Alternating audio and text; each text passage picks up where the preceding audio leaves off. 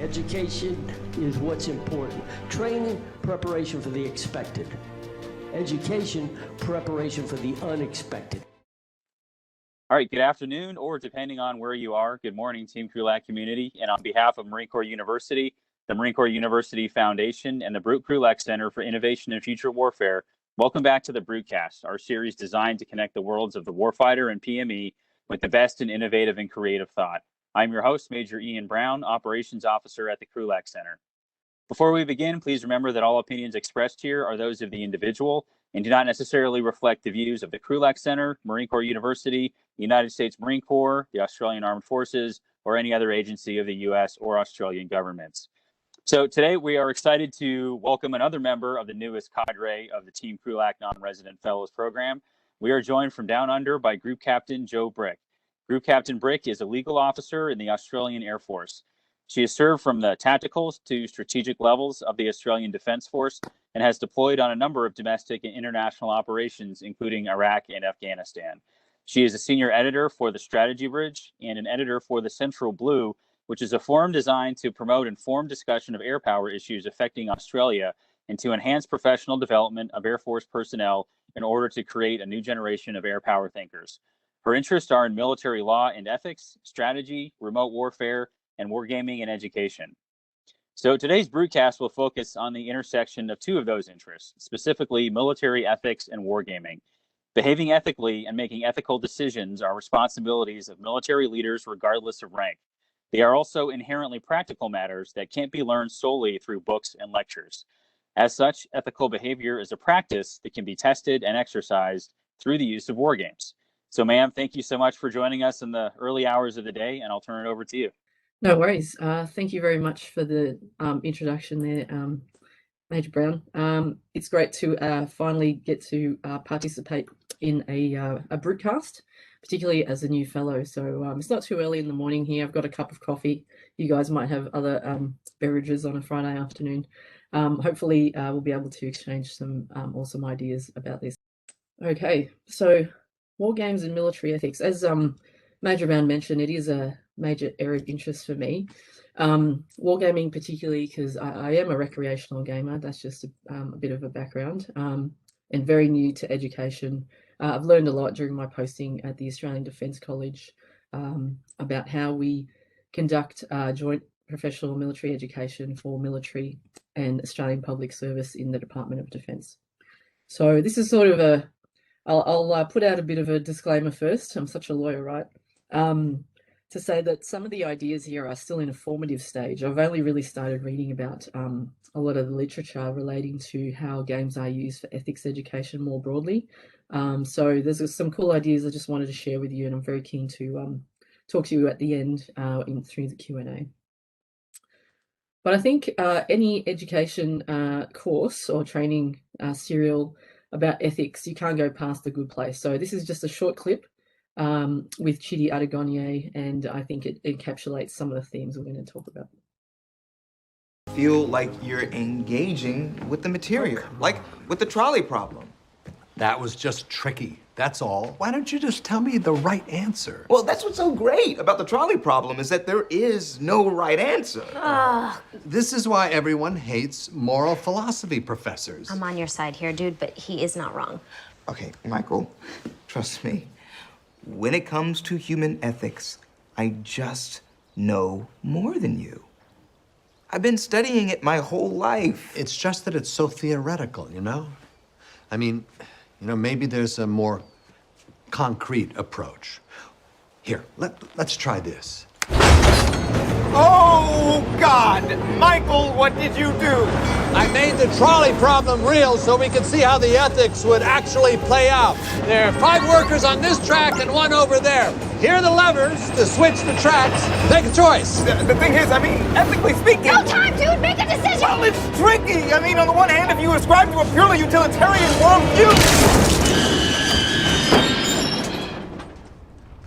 Okay, so, what did we learn? So, as you saw in that short clip, Chidi can't make a decision to save himself. And that's the difficulty with making ethical decisions on the spot. So my thesis is really as Major Brown highlighted, the ability to behave ethically, you can't really learn that too much through books, I believe. You can learn a lot of the theory. You can do a lot of what Chitty does and learn the theory.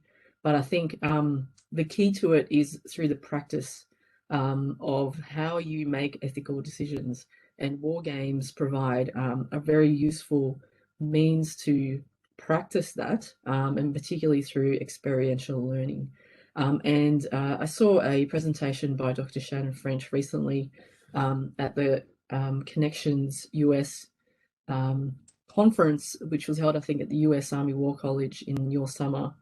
And I completely agree with her view that these things are decisions you don't want to have to make on the spot without having explored your ethical red lines or the things that you believe and value, because it's not it's something that you need to think about over time. And I would also argue that the way you see the world and the decisions you make from an ethical standpoint will change throughout your life, because your values and principles might change as well.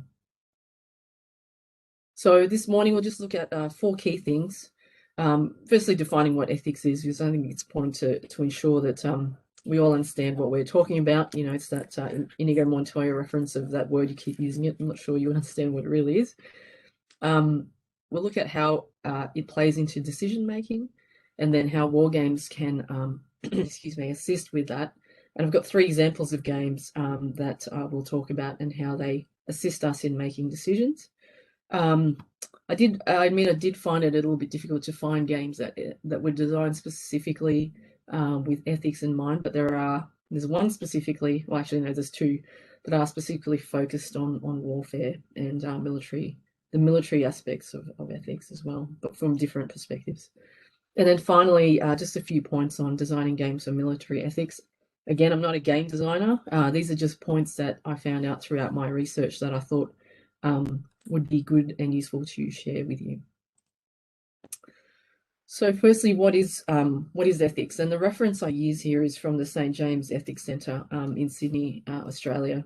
The purpose of why they exist, and you can find them online, is to assist people with making everyday decisions in ethics. So it's very practically focused rather than theoretical. Although they do have a very useful explainer on what ethics is.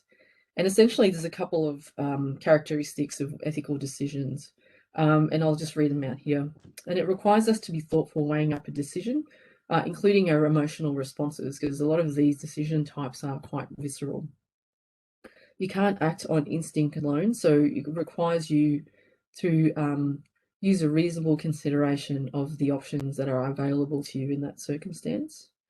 It's an assessment of what we know, what we assume, and what we believe, and it helps us choose a course of action that is most consistent with what we think is good and right. So you'll see there that there's already a value proposition that is unique to every individual. And that's why different decisions by different people usually will eventuate, because even if they think, well, particularly when they think ethically, because their sense of ethics and values and principles may differ between individuals. There is, interestingly, a role for organisations there. We belong to military organisations that have a strong ethos. In Australia, we call them the defence values: service, courage, integrity, respect, and excellence. And they're sort of the values that we have that underwrite a lot of what we do in the Australian Defence Force. So the question is really, what should I do? And how you answer that is about living your values, principles, and purpose. So values are what your sense of good is. Principles are about what is right. And purpose is about picking the values and principles based on defining your purpose as an individual. And I'll just highlight very quickly here the difference between ethics and morals, because I think very badly, I'm sure there's an ethicist who would not approve, sometimes use these interchangeably. So one of the more useful definitions I've sort of found on this is ethics looks at decisions based on individual character, and that subjective aspect of sense of right and wrong, whereas the morals is more the community or communal social norms about what's right and wrong. So that's a different way to look at that definition. And then where does the law sit? As a military lawyer, I feel remiss if I don't talk about this. And to be honest with you, the law is sort of the easier part of the equation, because an act is illegal or it is legal. It's incredibly binary. But, you know, once you've made a legal decision, sometimes there's still ethical conundrums that sit within that. And that's really, as the quote says from Walzer, it's up to all the individuals in the battle space who have to make their own decisions with reference to their own moral notions and traditions in which the military forces they serve. And I guess that's important to remember for someone like me, who is a judge advocate or a legal advisor, who has to remember how we write things like rules of engagement or provide legal frameworks for operations, because as the poster said, there's a person down on the ground who has to execute those things. And we got to remember that individuals will face moral and ethical conundrums in the battle space, but I guess the way we shape orders and design our operations, we have to try and reduce those as much as possible for that person. Okay, so the link between ethics judgment and decision making. There's an awesome quote by Sid Meier, who is the game designer for Civilization, which I'm sure most of you are familiar with. It's one of my favorite games to play, because it's so rich in building worlds and international relations concepts, as it turns out. Who knew that you were learning while you were playing games?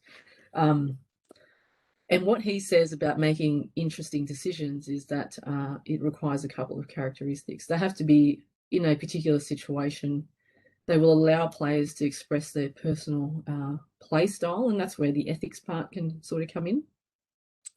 And there's a persistence aspect, so decisions made throughout the game will have a longitudinal effect as that particular game is played. And that's what happens when you make an ethical decision. What are the consequences that come out of that?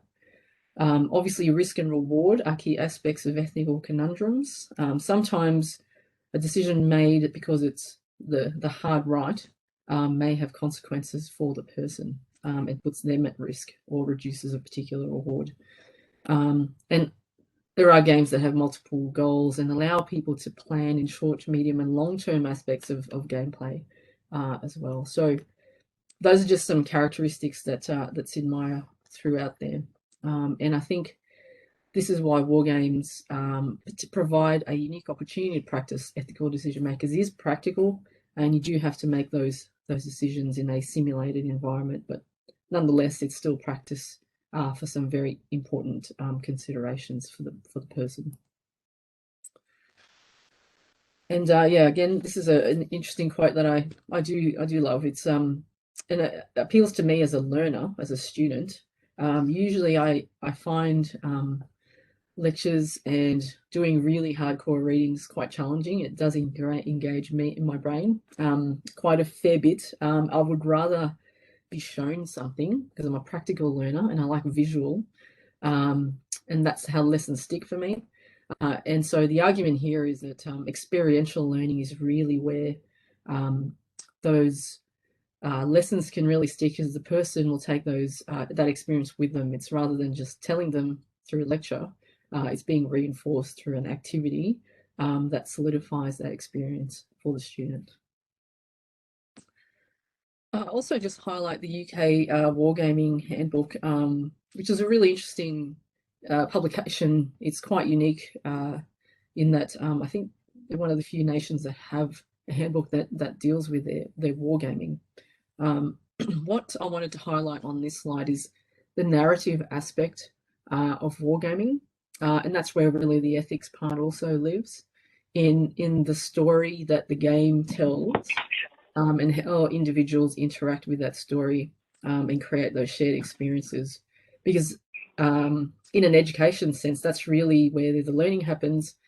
And then when you take those lessons away through reflection, which really should reinforce all gaming education constructs, then that's really where those lessons between the learning outcomes, the ethical experience or the ethics experience that they have had, and how they take that away with them through the learning experience through reflection. So you can't sort of play the game, leave it cold, and then go to your next lesson. You need to sort of incorporate that reflection aspect of it. Okay, so wargaming military ethics education. I took this from Sebastian Bay, who I've never met, but I feel like I've known for a very long time, and was very helpful and welcoming when I first sort of joined this community of wargamers or through Twitter at the start of this year, when we started our wargaming series on our online platform, The Forge, at the Australian Defence College. The commander of the Australian Defence College, Major General Ryan, mentioned or tasked me with looking at wargaming and how we can incorporate that into our curricula at the college. So I reached out to Sebastian, and we've connected ever since. So I like this, what he says here on Twitter about the importance of using games for military education and training, and particularly ethics. And there's two things there he's highlighted. Most games at the moment, well, war games in general, sometimes, well, most of the time, sanitize the battle space. You're usually playing against an adversary, and that's fine.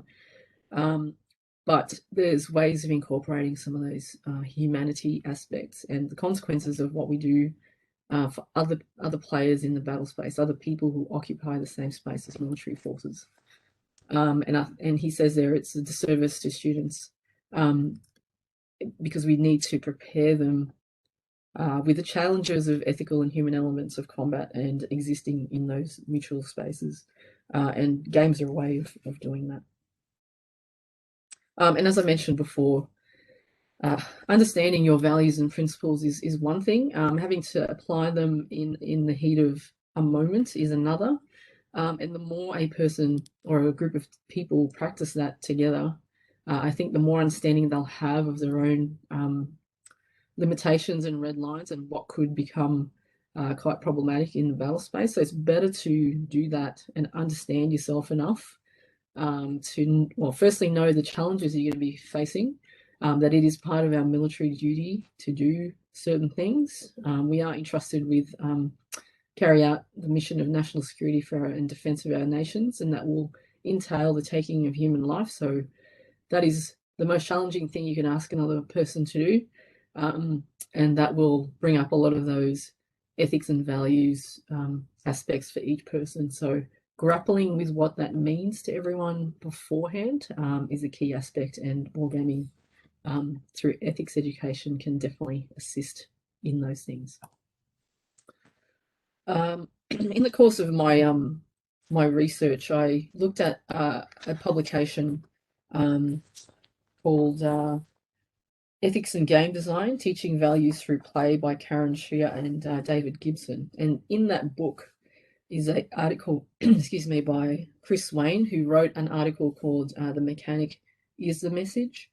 And the key points of that thesis are on the screen there. And it's really argues that all games are learning devices, and the way that the game is designed and integrates the message is a key aspect of how the players experience it. So there's a couple of structural mechanics that can allow and enhance that learning experience.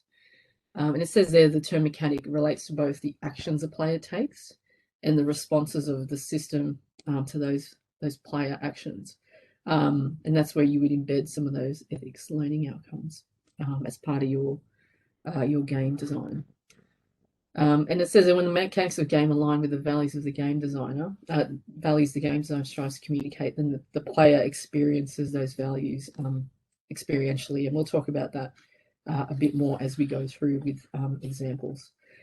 I'll just quickly go back to another point with games versus different media. Another interesting point made in the research that I found in preparing for this is that, excuse me, games are, I think it was the creator of The Sims, Will Wright, that said the games are the only media or medium that allow you to feel guilty about something. Usually when you read a book or Watch a movie, you can see the experiences of people, you empathize or can sympathize with them. But as the player in a game, you're the one at the controls making those decisions, mashing the buttons, and those decisions will have an impact on you. So you can feel a little bit guilty, even if it's as simple as your helper in Diablo dying or something like that, something really plain and simple. But that's really where games can enhance some of those ethical experiences as part of the learning process. Yeah, there's a couple of games I was looking through my research with games with consequences, and my son plays this, so we had an awesome conversation. In fact, I think next time I'm going to subcontract preparing my presentations to my son. He knew more about these games than I did, just as a player, and we had a cool conversation about some of these consequences aspects. And in Red Dead Redemption, there's, if you guys play that, and I haven't played this, I've really just encountered this in my research, that honor is a system that's embedded in the game mechanic to manage the way that the protagonists make their way in the world. So, decisions are made, it has honor consequences, which gives you certain benefits, and also the non-player characters or NPCs react to their protagonist in a different way if they choose a particular path. As example, if you're a player of high honor, the protagonist gets treated a different way. Simple example is you get a discount in stores that you visit. The NPCs engage with you differently, and also your legacy is more positive, and you have a different game ending. I'm not going to spoil it for people who haven't made it that far. Versus someone who has low honor. Sure, you can loot better quality items from the corpses of dead people, but walking into towns, you might not get the interactions with NPC options that someone with high honor would get. So that's just quite a simple game mechanic that shows you consequences of decisions made by players.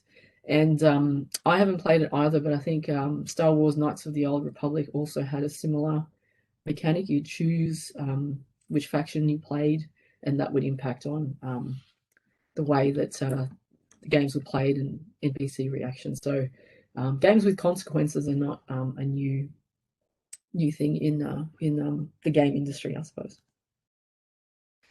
I'm going to play this very short clip from a game called Papers, Please, and it is, and then we'll have a quick talk about some of the dimensions of morals and ethics that come out of it.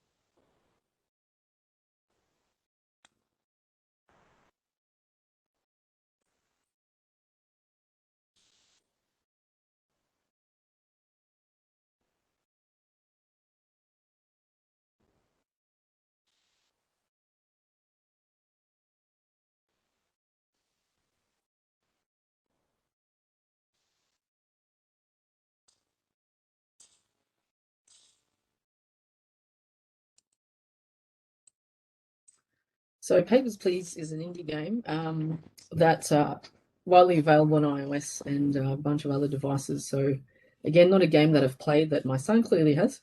So we were just talking about some of the game dynamics of it. So it was one that was difficult to explain without showing you the interface, because it is quite one of those indie game designs.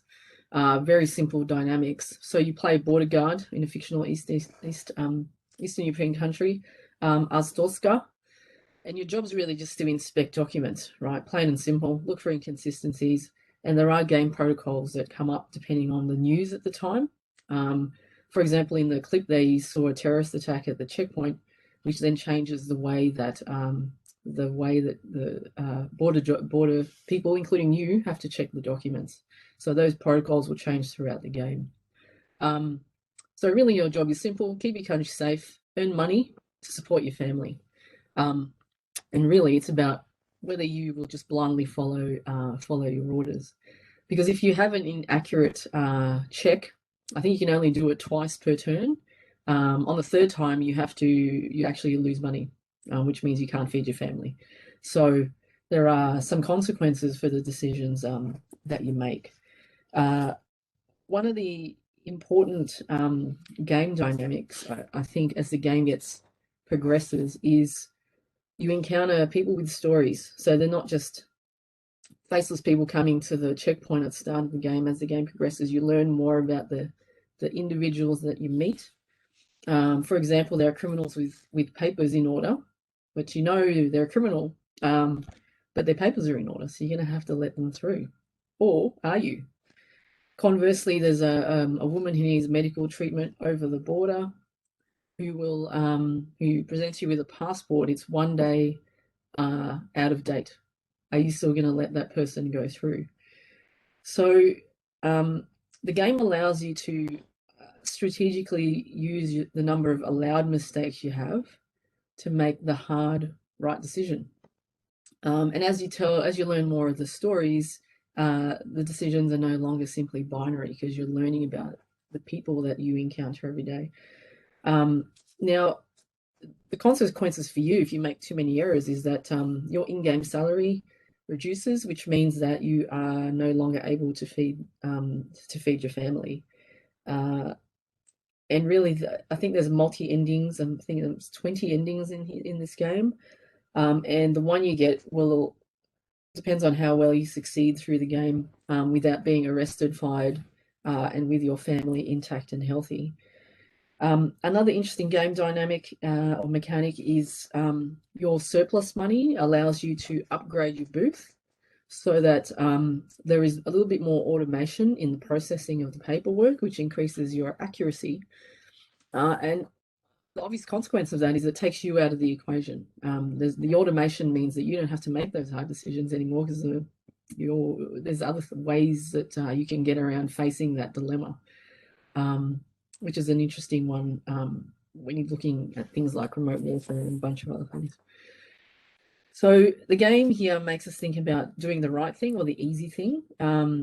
The task is less complex. The financial rewards we get allows us to relax by permitting us to build up surplus early and help us later in the stages of processing, which removes the decision-making process away from you, but you're missing out on some of those moral, ethical issues that you need to face. But Papers, Please is one interesting game. The other one that I do love, and I've never played this one through either online or as a board game, because it's pretty horrendous, and you'll understand why when I press play. So short video, again, about a minute, just to show you a bit of the concepts in.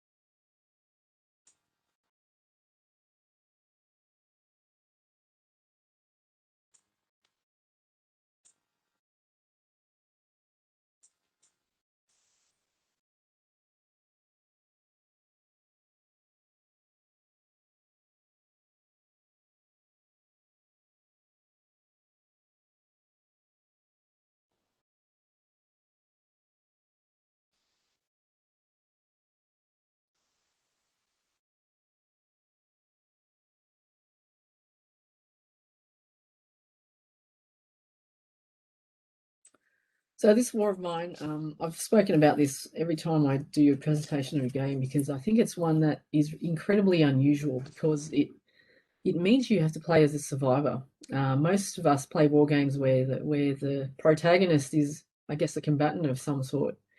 But in this, you are in a unique position, and your job is really to survive with the other survivors you're in. It's a co-op game.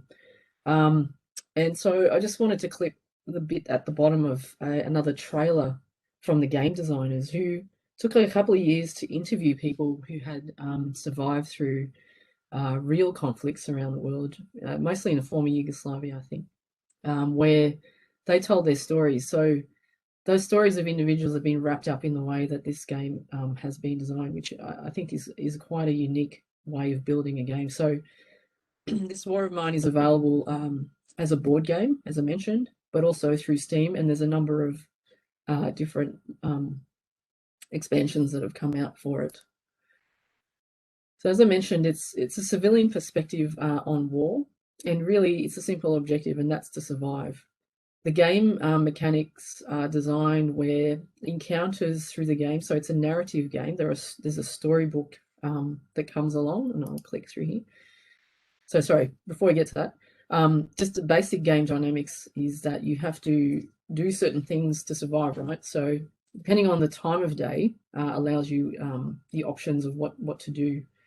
The evening actions are the interesting one because that's really when the bad things happen, I suppose. Your team can go out and scavenge because you need to find parts to reinforce your house, food, medicine, and that's the safest time to go out. And that's where you encounter other survivors, and that's NPCs. And also you have to make sure you have people awake in your house to survive the night raid cards that come out at random points. So you get raided, your shelter gets raided, and things get stolen. And all of these things have impacts on the characters. As you'll see on the picture there on the left, you've got 2 character cards. They have fatigue, wounds, and illness. And so if those things build too much, may lead to the demise of your character, either through illness, hunger, and also I think it's fatigue is the one that mental fatigue can lead someone to, for example, take their own life in the shelter because it becomes a bit too much. So as I mentioned, it is incredibly dark, but it is, and hence why I've never finished it. But it is an interesting game to play because it's such a unique perspective on the battle space. And as I mentioned, the strongest feature is the story. When you go through encounters at night, when you go out to explore, there's a book of scripts and the card, so it has numbers at the bottom right, which tells you which one to read depending on your decision. And so the book of scripts gives the story to the game because you just read out, what it tells you to read out, and asks you at times to make a decision. And the book of scripts looks like this. So where is it? So if you just have a quick look, 635 is an encounter with a man who takes a swing at you. And essentially you find that there's a story in this guy's bag and he's out exploring, looking for medicine. It's quite a traumatic experience for the character because as a result of that encounter, you have to roll a dice, which is basically an empathy check. And if it's a certain result, will determine whether your character's empathy raises their misery. Misery is the other character parameter that may increase, which leads to that mental breakdown aspect of the game. And some of the choices are you find people who are trying to get money from you, but they're just weak. But you see that they're also carrying food. So you have a choice. Do you take the food from this person who's suffering and leave them there in the cold and run away with the food that you need for your family or the people you're surviving with? Or you're going to take them back to your shelter and help them. So depending on the choice you make will determine the next part of the story you read. And they also have consequences again for your particular character. So this is incredibly, the mechanic is designed to teach those moral, ethical decisions from a different perspective, not from a combatant perspective, but from a survivor perspective. But in this abstraction, it still forces the players and the students to really go through some of those real ethical decisions they need to make.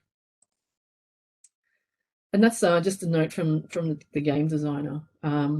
They really did put a lot of research into it. The reason why we had the letter is because my husband bought the Kickstarter version, which was pretty cool because it has some of these artifacts. And simply put, I guess they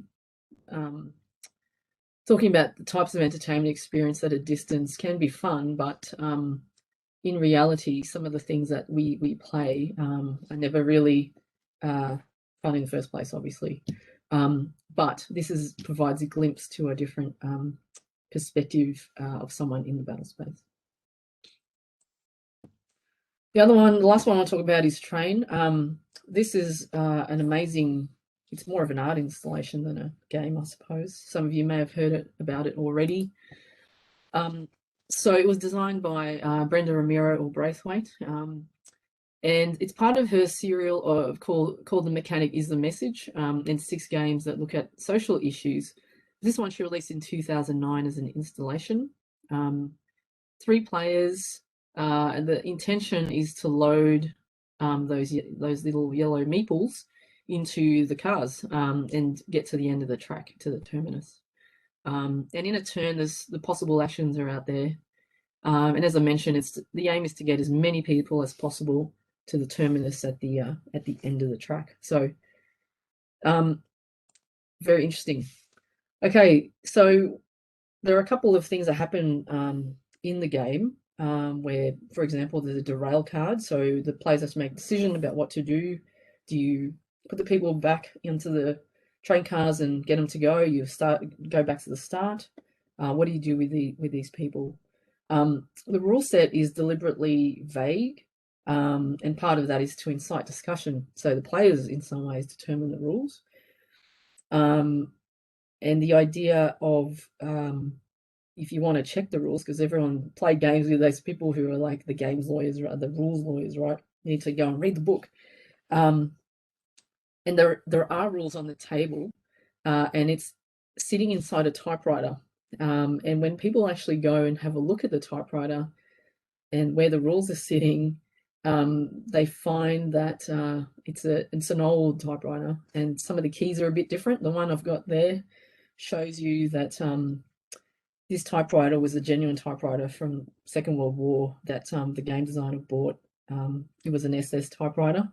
And so when you look at the game art installation, a lot of people figure it out straight away that what you're actually doing is sending people to concentration camps, because at the end of the terminus, there's a card, and when you turn the card over, all the cards at the end of the terminus spell out the names of concentration camps.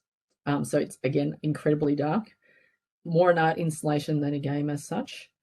And so what she said she found interesting watching people play is some people work out what exactly is going on, and they just refuse to flat out play. And then there's people who know what's going on, change the rules, because again, the rules are unclear. The rule players have an interaction to change it, and then start rescuing people. We're not going to the terminus. We're going to go to another stop called Denmark, where we're going to get all our people out of the cars and rescue them. And she also found a person who played the game and still carried out the game mechanic in the knowledge of what was happening. And when that player was spoken to, he's like, why did you keep playing even though you knew what the rules were? And the player said, well, maybe I'm just a train conductor and I've got a family to feed as well. I've got to do my job. So that's from an art and a game design perspective, that is varied outcomes from the players. Now, moving on to something different, simulations and role play. I haven't been to the Truman Center. I would love to go one day when we're allowed to travel and allowed to go back into the United States, but a friend of mine has been there, And another way to look at ethical conundrums is through role play. And I understand that at Truman Center, you can actually go into essentially what is a simulation of the ending of the war with Japan, which encompasses the use of the atomic bomb. So that was it's an interesting lesson for the people who go there to, I guess, to play those roles. You can play President Truman and the people in his cabinet to understand how you even go about making a decision of such momentous magnitude in a conflict situation. So I offer that as another way of looking at ethics and ethical decision making through role play and putting yourself in the shoes of known historical figures in known historical situations where hard decisions had to be made. Because I guess it allows players to inhabit the unique roles of those people and try and understand whether or not they could have made decisions themselves. And very quickly, just to wrap up, looking at game design, there's a couple of really good articles that look at how you would simulate ethics in a game. And these are some of the tips offered by some of the game designers, is to make sure that the ethics mechanic is introduced as part of that game world, and that the mechanics allow the players to make those ethical choices. And this War of Mine is an interesting one because it's right in there. It's the wheelhouse of that game. And then the players have that agency to make decisions that have consequences. So depending on the decision make, you go to that part of the script book and they'll tell you what your fate is. So then it allows players to implement their own values. So there are implications for the decisions that are made. So designing it right at the core of the game is important. The other one is another set of offerings for suggestions for design from Chris Swain, who I already mentioned, used his work quite extensively for this presentation. An interesting offering that he made is to include those subject matter experts into it. So involving people like ethicists, people who've fought wars or faced ethical conundrums before in their military career, can serve as good advisors for designing those games. It provides a sense of realism to the decisions that the players will face. And then connecting them with the learning objectives is an important one, particularly for me, being at an educational institution. Playing games for fun is one thing, but playing games for learning is important to make sure that we're linking in with what we want our students to actually achieve as part of the course. The last one is an interesting one. Formal assessment and games is controversial. My personal view is games provide a unique insight to a situation that the students are learning about. You don't necessarily want to assess them because that will also change the way they behave in the game. And the other aspect is it's not about winning the game as such. It's about getting to experience it and reflect on that as part of their learning journey for that particular course. Because I think the moment you put assessments on there, as you all know, students will start gaming the system a little bit too much rather than actually trying to take away the learning objectives you're trying to do. And one last article I put up there is Would US Leaders Push the Button? Is an interesting article about the war games played in the Cold War so that senior leaders could practice some of the decisions they had to make in relation to nuclear weapons. So it's an interesting article. I didn't want to use it too much because it goes down a different rabbit hole, but again, it's kind of related to that the Truman Museum simulation that I mentioned before. Finally, just a couple of websites. Games for Change is interesting. The purpose of these games is to teach particular social issues or problems. So there's a couple of short web-based games that are there for you to have a look at if you want to use it in your education and training courses. And I'll also offer a site called Morality Play. And the reason why I give this a plug is because it's from Australians at Macquarie University in Sydney who their intention is to advocate the use of games. They do talk a lot about video games as part of teaching morals and ethics in tertiary education. Dr. Malcolm Ryan is the person who runs that, who I've never met, but I I want to, because I've read a lot of his stuff. So that's one as an interesting resource, particularly for us here in Australia, to explore it a little bit further. And the final point really comes from Brenda Braithwaite, who was the designer and her co-writer there, John Sharp. But Brenda was the designer of Train. And I think she encapsulates really the value of using games for education.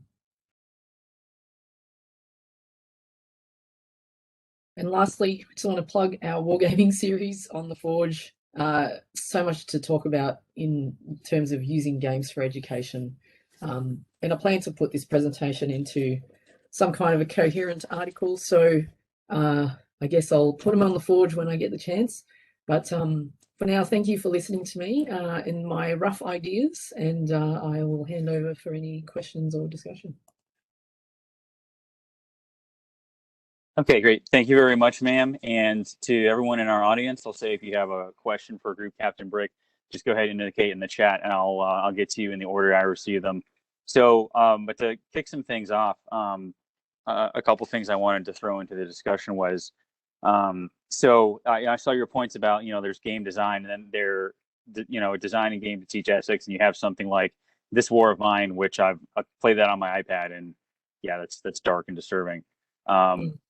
But for how do you, if you want to, get these ethical decisions into, educational wargaming, especially professional military educational wargaming, which is, the space we operate in, do you have some thoughts or recommendations on how you can layer that on top of pre-existing games where, to your point, like it's a sanitized battlefield where that's not built in as a game mechanic? How do you get that on there and force the students and the players to consider that when you want them to? When the game doesn't come sort of equipped with it? Okay. A bit of an on-the-spot answer to your question. Say that we're taking something like Flames of War, right? Miniature-based tabletop game, mostly about fire and movement, tactical level. I guess you could build in scenarios where a fire and movement scenario is moving through a village or something like that, and you can pose the question of these buildings are full of, I don't know, there's intelligence reporting, there's buildings are full of civilians or whatever, or you discover that they are. How would that change your fire movement plan, for example?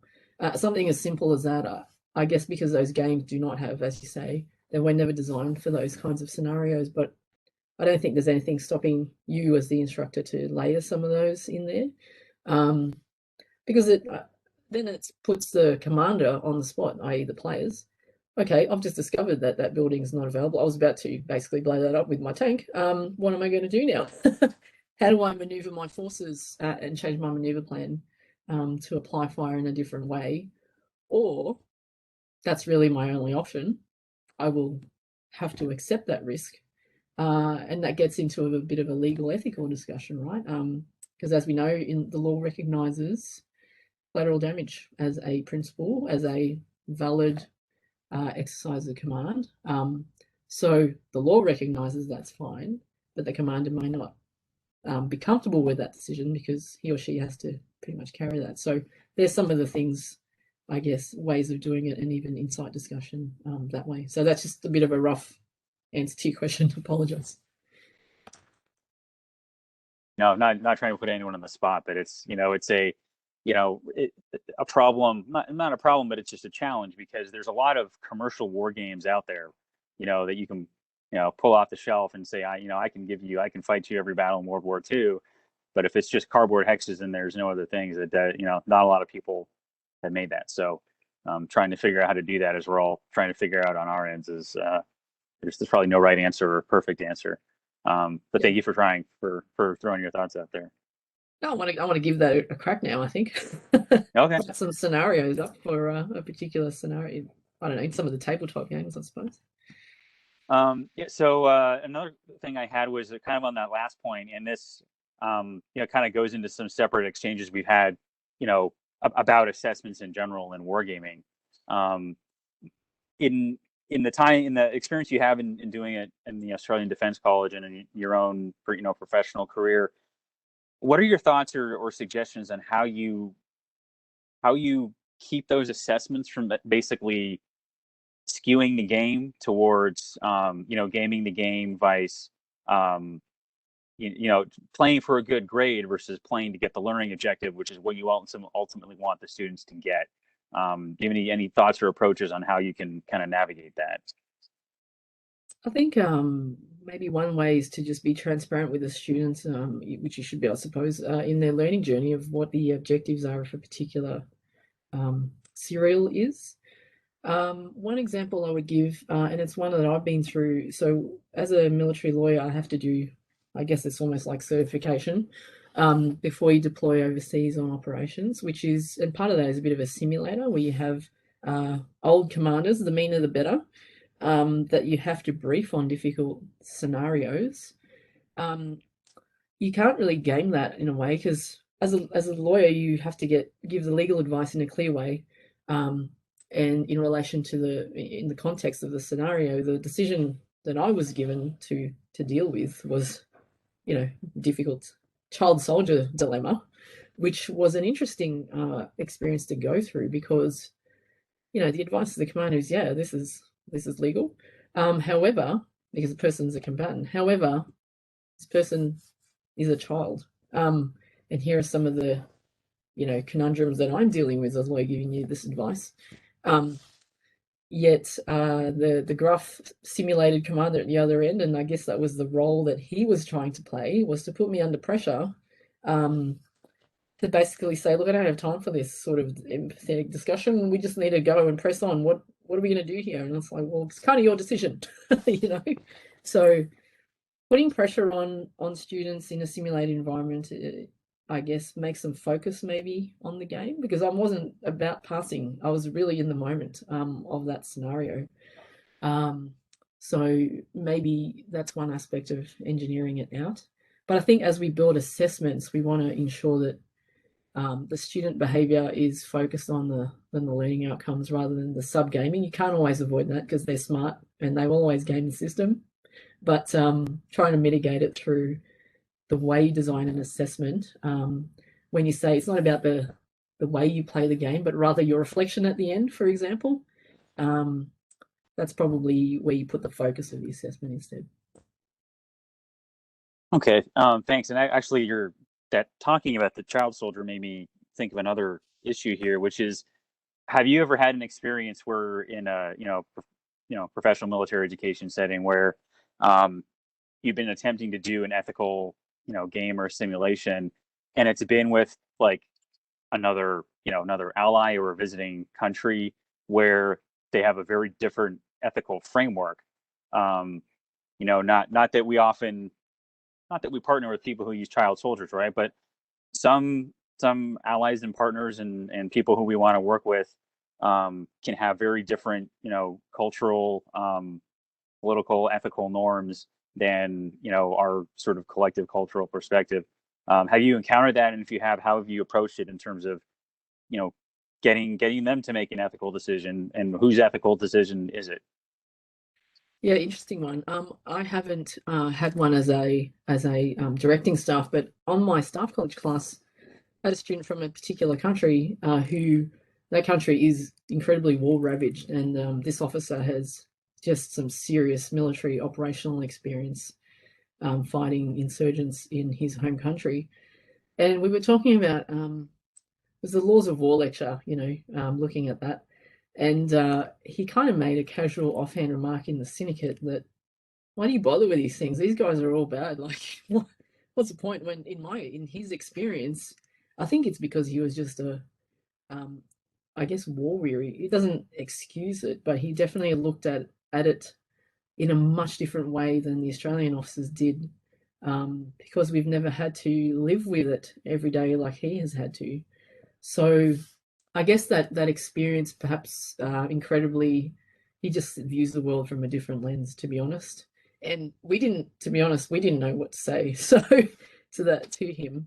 But we just let him talk about his experience. And as it turned out, they were incredibly horrendous and ones that, no person should ever go through. But I guess he just views the world in such a different way.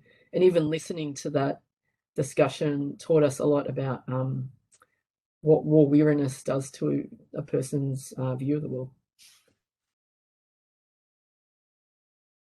Very good. Thank you, ma'am. So a couple of I'll kind of package it together, a thought and a question as a follow-up from the chat. But the thought was, for ethical dilemmas that have individual impacts, was potentially building them into existing tactical or operational game scenarios as, you know, sort of design rabbit holes that you can follow based on personal narrative and experience. And then the question is, from your, what have you done or seen, you know, both in your perspective as a partner military, but also as a legal expert as well, in integrating ethical dilemmas into sort of more routine learning or training environments outside of, you know, PME or wargaming per se? What have we done? So we have the big combined exercise Talisman Sabre every 2 years with the US. In the early serials of that exercise back in the day, like I'm talking back in the day, we tried to incorporate a lot of those, particularly for the players who were in the command post, myself included, to try and include some of those ethical targeting dilemmas into the war game. But they were useful for the lawyers, but I don't know if the commanders found them useful. So the point being, if you're going to design serials into particularly big exercises like that, you got to ensure that you have a clear outcome you want to achieve, which is really exercise the command group, not just the lawyers, because it's not about the JAGs, it's about the command group and how they interact. So designing it to capture all the players is important. But it was at that early stage, it was quite, in my view, wasn't done great. We could have achieved that a lot better. So, but designing it into major collective training exercises is difficult. Doing it in PME institutions is probably a lot easier because you have more control about the dynamics. But at the War College, at the Australian Defence College, we're really at the start of our journey of incorporating wargaming into our courses. So it's something we still need to explore of how we do that effectively. So I'm sorry, that's a poor answer. We just don't have the experience for it right now.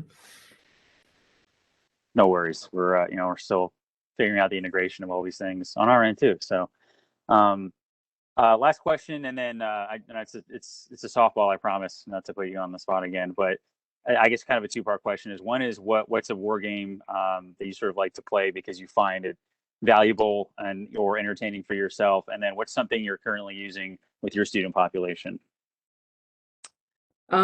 So a game that I enjoy, geez, that's a hard one because there's so many good ones, right? As simple as Rebellion, Star Wars Rebellion is good. We're going to start getting to Legion, but a game that I do love playing is just simple worker placement games. Caverna is one that my husband and play, and Terraforming Mars. That's really enjoyable. I find that challenging because he's a logistician, so he's good at engine building. I'm terrible at it, and I get distracted by shiny things. So my strategy is all over the place. So that's a game I recommend, is Terraforming Mars. But incorporating games into PME at the college, we've had a couple of directing staff who love games, and they've started introducing it into some of the courses. And I think Twilight Struggle is one they're going to try and incorporate. But like I say, start of the journey, still in that period where we're trying to convince people of the utility of games. And so, yeah, we're still at the start of that. But my plan is to get them to write AARs. So we'll share that on the forge as they become available. Okay, we look forward to seeing that and sharing that through our different channels. So actually, one more question from the audience, and then since we're up to an hour, I'll call it after that. So this is from Lieutenant Colonel Curtis Kovac, who's our new Operations and Outreach Officer here at the Krulak Center, asking, given the potential to exploit questionable ethical decisions by either side in a conflict in the information environment, what do you think, or do you have examples or ways you've used war games to connect immediate impacts of ethical decisions with operations in the information environment, where either the perception or the consequences can be construed or deliberately misconstrued and then used against you, or use them against your adversary? There's a game that we use that is about the information environment. It's called Potentium, and we use that in our Defence and Strategic Studies course. I think it's designed by a company in Australia, but I'll have to look into that. It is a course that is about, it's aimed at our 06s and above, so strategic level national security professionals who have to manage the national information environment and how that affects operations. So it's not particularly ethically focused, but you know, the way that you manage information, for example, you know, the collateral damage in an operation, for example, that's not one in that game, but I just use it here, is one that needs to be managed of how you do public affairs and manage the information environment as is presented to you. So it's not a game I'm massively familiar with, but I do know that it is focused very much on how that's managed at the strategic level. So it's one to have a look at. Yeah, I have no problem looking at new games. You don't need to twist my arm. Okay, so thank you for that, ma'am. And then, like I said, last question there, and I'll let you have any final thoughts or things you want to share with the group here. Oh, look, I just wanted to say thank you to the Krulak Centre and to you, Major Brown, for organising the broadcast and for the opportunity to talk this morning. I've got the emails available from that last slide, or I'm happy for you to give it out as required, but I'm happy to engage in this conversation. It's not an easy one as either educators or game designers, but I think it's an important one. So we need to try so that our people face these dilemmas long before they ever have to do it for real, and we have to allow them to make those mistakes to make them better decision makers. Yeah, that's the goal. And don't worry, I have no problem sharing your information. We want to put the non-resident fellows to work, and for the benefit of everyone in our student population and our community of interest. So hopefully you will be hearing from us more a lot. But with that, I will thank you for your time today, ma'am, very much, especially at the 180 out of where we're at. Oh, it's all good. I'll let you get back to your coffee.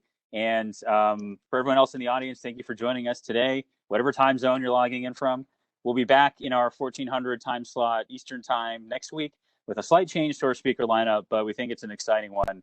The shiny and newest of our new non-resident fellows is Dr. James Holmes of the U.S. Naval War College, and he'll be talking to us about Chinese sea power in 10 minutes. So we hope you can join us then. Thank you. Education is what's important. Training, preparation for the expected. Education, preparation for the unexpected.